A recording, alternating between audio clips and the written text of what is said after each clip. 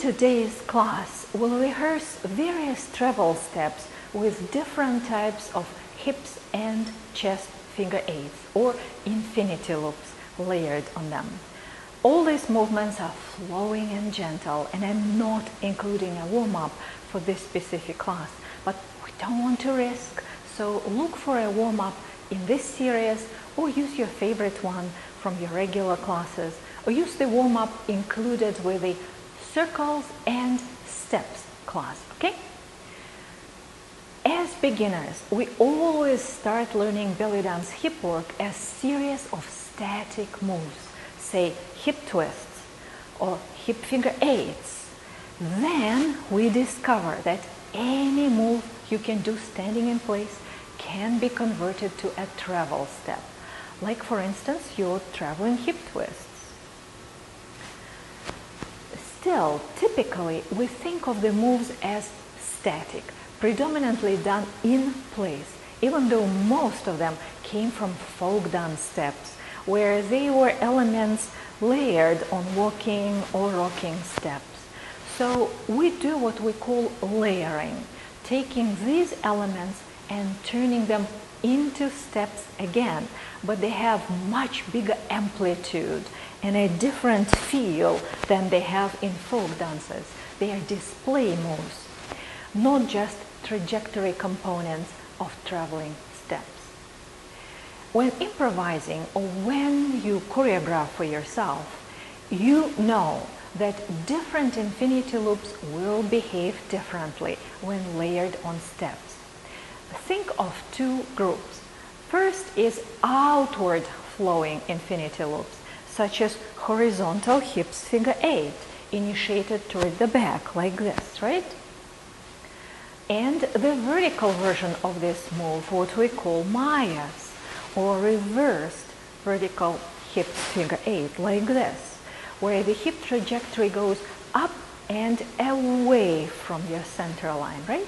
The second group is inward flowing hips finger eight, such as our regular vertical hips finger eight. Here it is. Your hip lifts and flows toward your center line.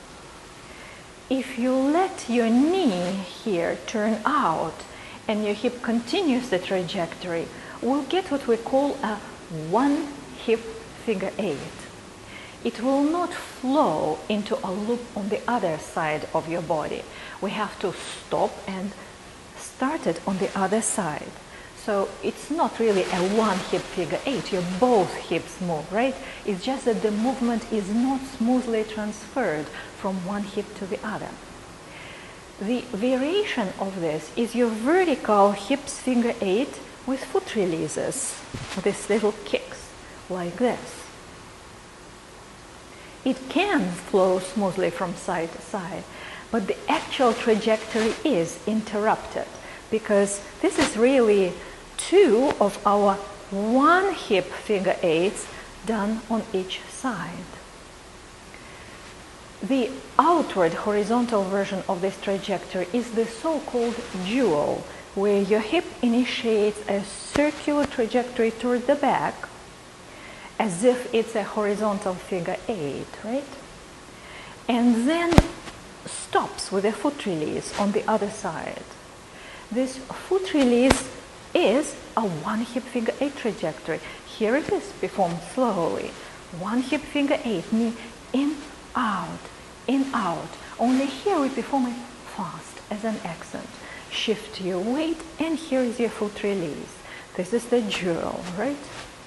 A curve and a foot release performed as an accent. This is a one hip finger eight right here. Our outward figure eights involve weight transfer to the side that performs the outward flowing curve. So here is your horizontal hips figure eight.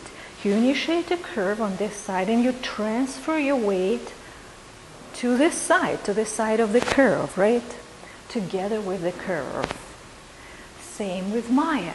You start your curve and your weight follows this outward curve to this side. So when we think of layering, these finger eights go on step. The curve is performed on the side of your step. And there is no reason you can't layer a horizontal or vertical outward flowing figure 8 on any step in your dance. I can actually teach you a couple of really sexy walks for every day, actually more like for some special occasions. The walks whose mechanics are based on outward figure 8s. How about this? Based on a horizontal hips figure 8.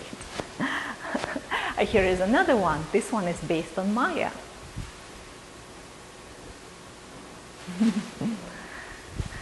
Okay.